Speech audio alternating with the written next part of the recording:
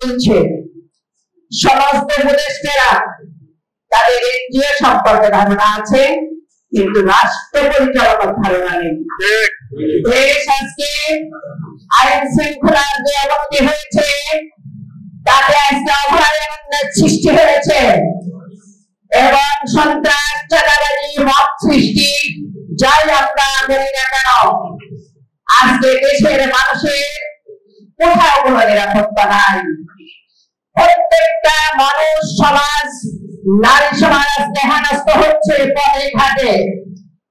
তাই আমরা বলতে চাই, এই যে গণতান্ত্রিক যে কাঠামো এবং আইন শৃঙ্খলার যে শাসন ব্যবস্থা, বিচার ব্যবস্থা, এগুলোকে যদি আমরা প্রয়োগ করার জন্য শান্তি ফিরে আনতে চাই দেশে, অতি দ্রুত একটি নির্বাচনের বিকল্প নেই। আপনারা জানেন, এই সরকার ক্ষমতায় বসে আবার একটি দল করার চেষ্টা করেছে, কিংস পার্টি। তারা কি করে বেড়াচ্ছে?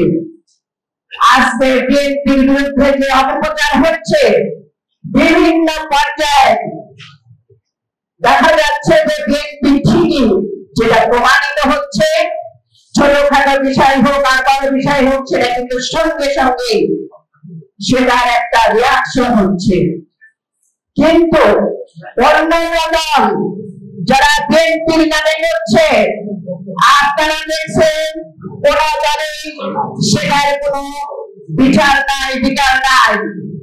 তাই আমি বলতে চাই, আমাদের বিজ্ঞ নেতৃবৃন্দ এখানে উপস্থিত রয়েছেন, তারা আজকে বক্তব্য দেবেন দিক নির্দেশনামূলক।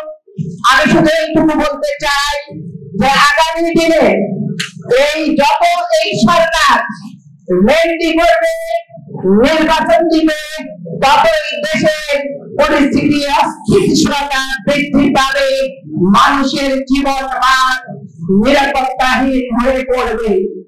তাই আমি বলতে চাই যে সকলকে সজাগ এবং সচেতন হয়ে কিভাবে একটি সুস্থ সুন্দর নির্বাচনের ব্যবস্থা করা যায়, সেই ব্যাপারে আমাদেরকে আসলে কথা বলতে হবে এবং সেই ব্যাপারে আমাদেরকে দাবি তুলতে হবে। কোনোভাবে আর যেন ফেব্রুয়ারির পিছনে নির্বাচনের চিন্তা না করা হয়, তাহলে এই দেশ অস্থিতিশীলতার দিকে শুধু যাবে না, এই দেশের সার্বভৌমত্ব একটি নিরাপদহীন হয়ে পড়বে আমি মনে করি। তাই আজকে সবশেষে আমি বলতে চাই, আজকে দেশের আইন শৃঙ্খলা পরিস্থিতি বলেন, বিচার বিধান বলেন, শাসন ব্যবস্থা বলেন, সবকিছুই ভঙ্গুর অবস্থায় আছে। এই মুহূর্তে নির্বাচনের তারিখ ঘোষণা করে দেশের পরিস্থিতিকে স্থিতিশীল করা প্রয়োজন বলে আমি মনে করি। তাই সবাই আসুন, আমরা একসাথে সমাজের সবাইকে নিয়ে আমরা এই সরকারকে, এই তত্ত্বাবধায়ক দলের এই সরকারকে আমরা বাধ্য করি একটি সুন্দর নির্বাচনের আয়োজন করা।